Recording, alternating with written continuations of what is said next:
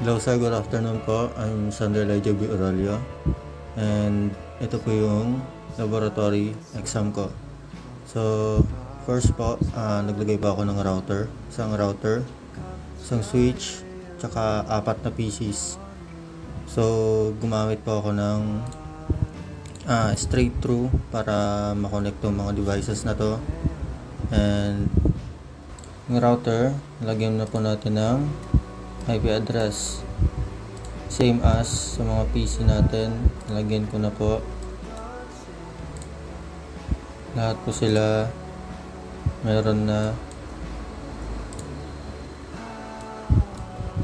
So gagawin na po natin ngayon is ipiping yung PC2, PC3 tsaka PC4 gamit yung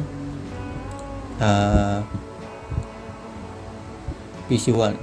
So punta po tayo sa desktop,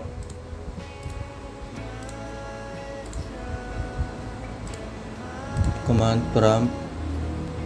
So ito po, PC2, PC3 tsaka PC4. Check naman po natin sa PC2. So piping po natin dito sa PC2 is PC1, PC3 tsaka PC4. So ito po yung PC1, PC3 tsaka PC4. So okay na po sa PC2. Sa PC3 naman po, ang ipiping po natin dito is PC1, PC2 tsaka PC4. Punta po tayo sa command prompt. So yan po, PC1, PC2 tsaka PC4. Okay, PC4 naman po, command prompt. Ito po, PC1, PC2 tsaka PC3. So okay po, lahat ng mga PC, napiping po lahat ng mga IP address. So ang next naman po natin gagawin is ipiping po natin yung address ng router sa mga PC.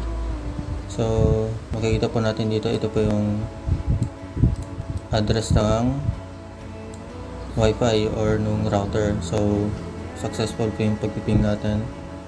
Yan po natin sa PC2. Ayun, ito po yung router natin. So successful din po sa PC2. So dito rin po sa PC3 naman, successful po yung pagpiping natin sa router. Tsaka PC4 naman po,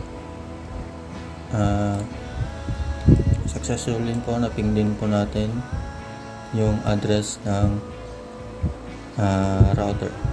So yun lang naman po sir, ang aking laboratory exam. Thank you sir. Thank you po.